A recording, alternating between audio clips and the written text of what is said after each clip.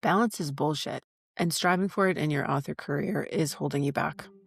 I'm Allison, a witchy black cat author who has 20 plus years experience in branding, design, advertising, and publishing. I wrote and illustrated my first book at 11. I've published 16 novels, spent my college years studying visual communications through design, film, photography, and fine art. I've worked for newspapers and libraries and bookstores and even designed covers for a Big Five publisher. After trying my hand at being like everyone else and throwing myself into hustle culture and rapid release, I burnt out. My body shut down, and I had a reckoning with my own spirit that forced me to quit writing until I got my shit together. Now I'm back in the game, and I'm doing this gently and on my own terms.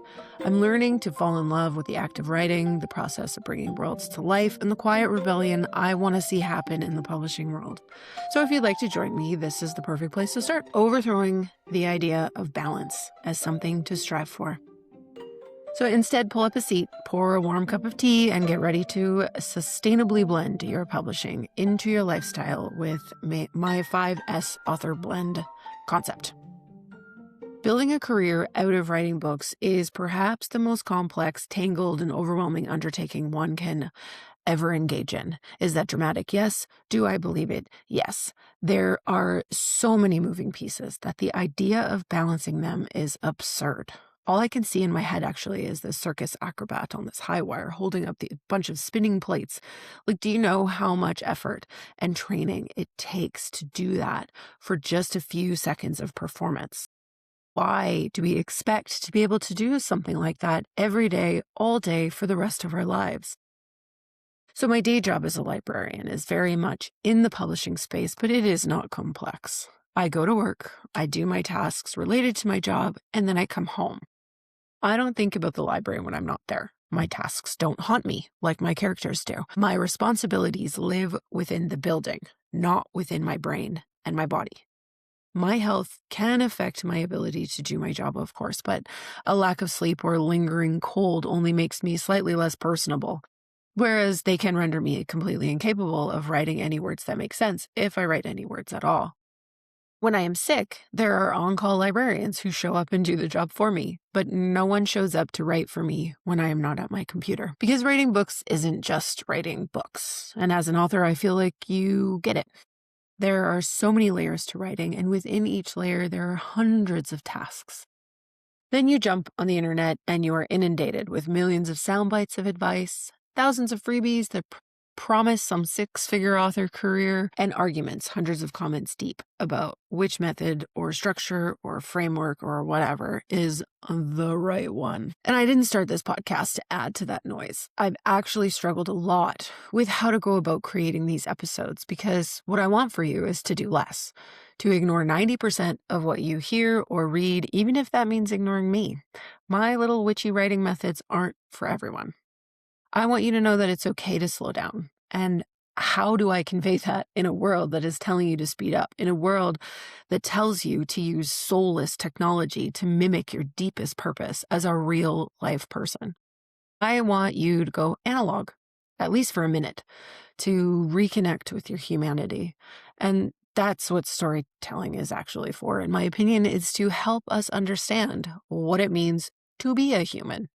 What I truly want for you, though, with my whole heart, is to tell the stories the way you need to tell them. I want you to feel peace in your process. I believe that this is possible if we ditch scarcity and kind of chill the fuck out for a second and breathe. And I say that as a person who has no chill. I want to walk the walk, and I want to walk beside you and even hold your hand if you need, while you re-regulate and align yourself with your ambitions.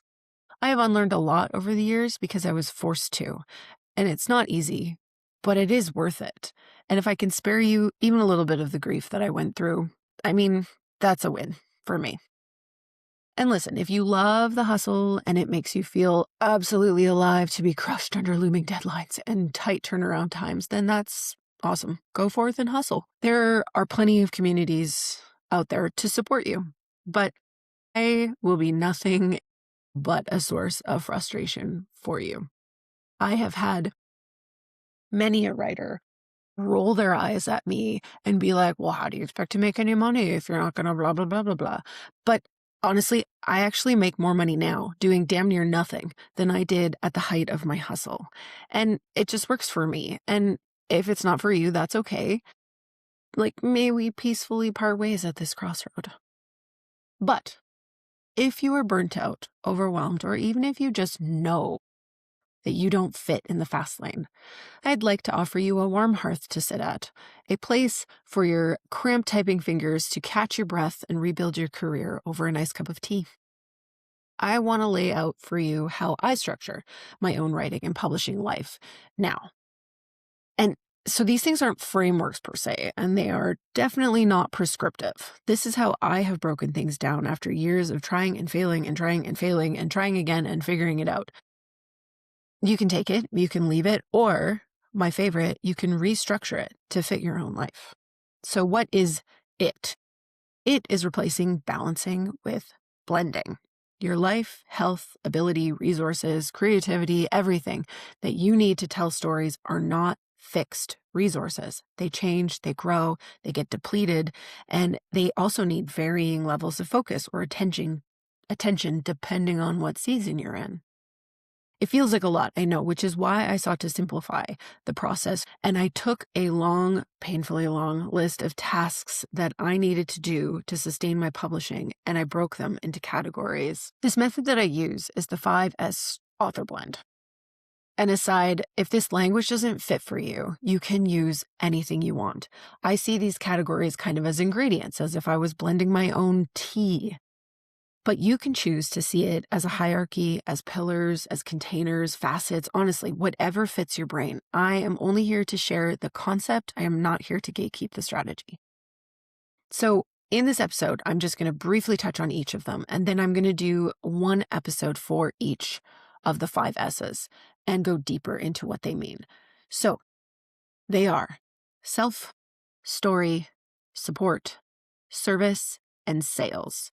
Everything I do can be slotted into one of these categories. So here we go. Basic rundown. Self. Our creativity comes from within us. Our motivation and drive and ability to write is very much influenced by our actual bodies and lives. Personally, I find this category to be kind of the most ignored, especially in hustle culture. Sleep, nutrition, movement, hydration are probably some of the first things that come to mind, and these are extremely important. Like, I work out for my energy levels. I sleep for clarity. I eat to focus. Not always and not perfectly. I am not suggesting even a little bit that you have to maintain some fitness influencer level routine. I mean, drink a glass of cold water before you write. It will crisp up your thoughts. Run on the spot or do some arm swings or something every 20 minutes. This helps kind of clear your head and get you writing. The mind and the spirit are also important here too. So what are your values? How does your brain work? What are your boundaries? These are all part of the self category, and knowing these things about yourself helps. If you are ADHD like me, there's tons of writing advice that I pass over because I know it is not how I function. There are ways that I have to set up my working space just to be able to get out the words. Without knowing or working on these things, you will continually just copy other people's frameworks and wonder why they don't produce results. The second is story. This is all about writing, obviously. This is creativity and craft, research, outlining, drafting, editing, reading, and working on just the basic quality of your writing. It could also be any education that you take that improves your writing systems. So for example, I took an archetypal tarot class because I use tarot in my writing process. I study psychology as a part of my quest to understand why humans do things, which is why I write stories. The third S is support. So support is often the one that has the biggest impact on authors when I work with them on my blending system. Because support itself is 4 tiers and they all serve very different purposes. The first tier is peers. Other writers in similar places to you are your peers. These are the folks you trade beta reads with or start group chats where you can bitch about whatever thing is frustrating you at the moment within the writing world. The second tier is mentors. These folks are usually further along than you, either in how many books they've published, how long they've been at it, who they work with, whatever. And they are here to help you in your own writing. You will probably pay them or at least offer them something in return for their emotional labor of helping you. The third tier in the support is readers. This is the support that sustains you, so act accordingly. The fourth tier is personal. This is family and friends, the people in your real life that aren't necessarily helping you be a better writer, but maybe they look after your kids so you can write, or they go for coffee with you so you can kind of clear your head. Every support system is important, but they are very different and they serve different purposes. The fourth S is service. Creativity is collaboration. You can sustain a career on being a taker, and some do, but it kind of flies in the face of my own personal morals and values. So giving back to the community not only feels good, but it actually does make you better at your job. I think it was Simon Sinek who said, if you want better friends, you need to be a better friend. And that works here too. Offer to help new authors. Be present in the community, write a blog. My service to writers is being lived out right now in this very moment by way of this podcast. And to my readers, I have an email list where I give away stories, backstage passes to the writing process, and lots of first looks and exclusives. And this doesn't mean you have to do it all for free either, although I suggest a mix of both. It is okay to be compensated for your time and attention if you want to be. The fifth S is sales.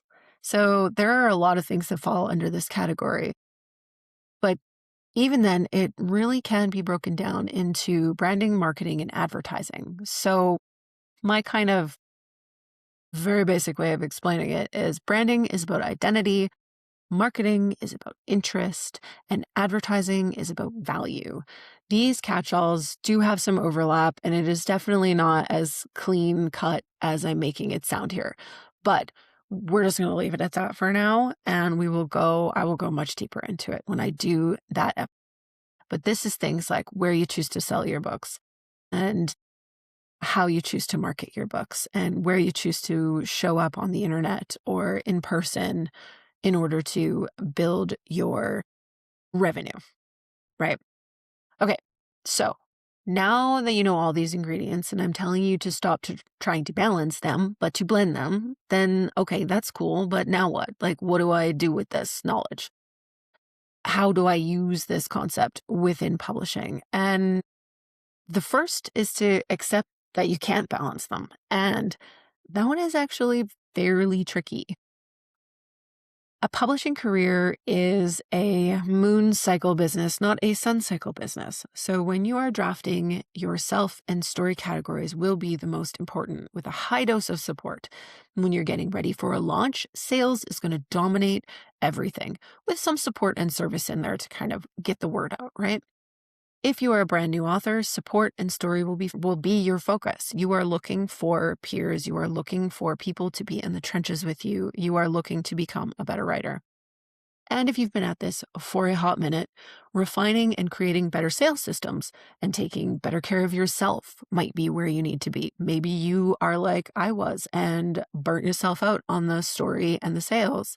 And now you're kind of taking a step back and you need to take care of yourself and build up the support systems again. But you can also use this system to evaluate where you are right now and which categories are helping or hindering you. And I know, as a personal example, when I'm stuck in my story, I decide it would be a great idea to redesign my whole website, which is never necessary, by the way. Or again, for me, I had health issues and I became so focused on and obsessed with my health and my self category that I wasn't writing or marketing at all. I was actually hiding in this category, waiting until I, quote unquote, felt ready to push my writing to the next level. So in the show notes, I will throw a PDF of a quick check guide where you can assess which category you might be hiding in and which category you might be neglecting. Okay, I'm going to stop rambling now, but I will be back to go deeper into these 5 ingredients. So be sure you're subscribed here or following on Instagram at Quill and Kettle Pod to be notified when the new episode lands. And we will see you next time.